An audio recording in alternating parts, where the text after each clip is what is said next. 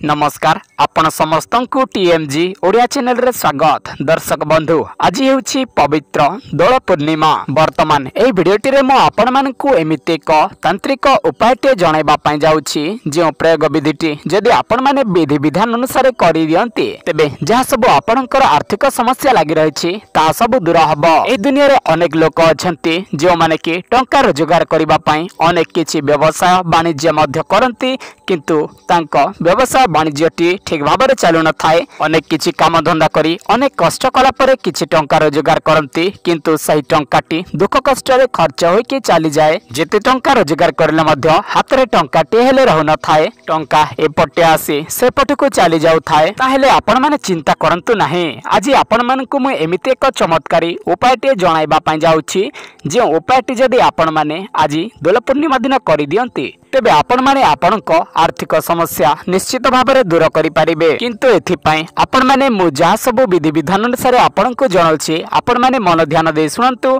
एवं सही अनुसार ही आपण माने एही प्रयोग विधिटी करिबे नचेत यह काम करिबो नाही।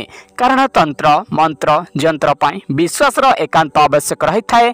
विश्वास भक्ति एकाग्रतार सहित कले यह निश्चित भाव में 100% भाव में काम करि थाए। जदि आपण माने अविश्वास करंती बा मनरे खराब चिंता खराब भावना रखी एही कार्य करंती तेबे यह हजारे थर कले मध्य काम करिबो नाही।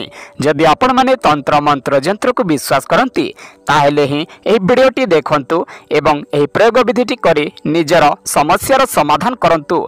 जदि अविश्वास करंती ताहेले देखंतु नाही। तेबे चलंतु दर्शक बंधु वर्तमान मो आपण मानकु सही चमत्कारी तंत्र प्रयोगटी जणे दउछि किंतु ताहारी पूर्वरु आपण मानकु मोर विनम्र भाबे अनुरोध आपण माने जदि हम चैनल रे प्रथम थर वीडियो देखुथांती ताहेले चैनल को सब्सक्राइब करी पाखरे थिबा बेल नोटिफिकेशन टिको ऑल रे प्रेस करी रखंतु जहा द्वारा हम नुआ वीडियो रो नोटिफिकेशन आपनक पाखरे सर्वप्रथम पहुंची पारिबो। दर्शक बंधु आपण माने करिवे कोन ना आपनक आवश्यक हबो किछि पूजा सामग्री धूप दीप नैवेद्य अरुआ चाउल हलदिया सूता ता सहित सिंदूर आ किछि प्रसाद बा मिठा आपण माने जोगाण करनेबे। ताहापरे आपण माने एही सब सामग्री धरी गोटे गछ मूल को चली जिवे। सही गछटी हेउछि श्वेत अरख गछ।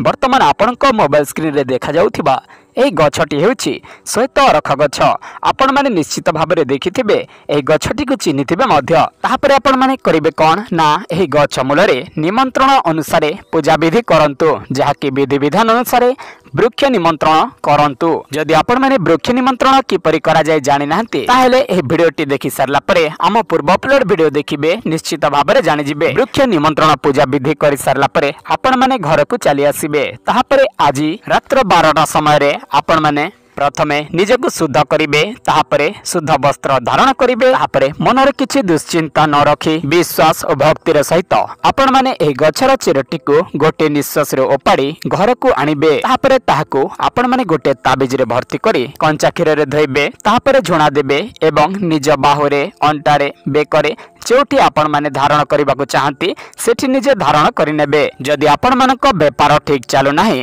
ताहले आपण माने ताहाको गोटे नाली कपड़ा रे 7 गंठी दे आपण माने ताहाको आपणक दुकान रो टंका पैसा रखुतिबा स्थान रे रखि दियंतु। देखिबे आपणक व्यापार रे द्विगुणा लाभ हेबा सह आपणकर व्यापार वाणिज्य ठीक चलिबा को लागिबो। आपणक जदि आर्थिक समस्या लागि रहितला ताहले ताहा सब दूर हबो। टंकाटी इनकम कले मध्य ताहा संचय होई रहिबारे लागिबो। कोनोसी अजथ्या खर्च रे खर्च होई के चले जीव नाही। जहा भी सब आर्थिक समस्या लागितिला ताहा सब निश्चित भाव में 100% दूर हबो। जदि आपण माने तंत्र मंत्र यंत्र को विश्वास करंती ताहले आज निश्चित भाव में एही प्रयोगटी करी निजे उपकृत हुअंतु निज समस्या को दूर करंतु।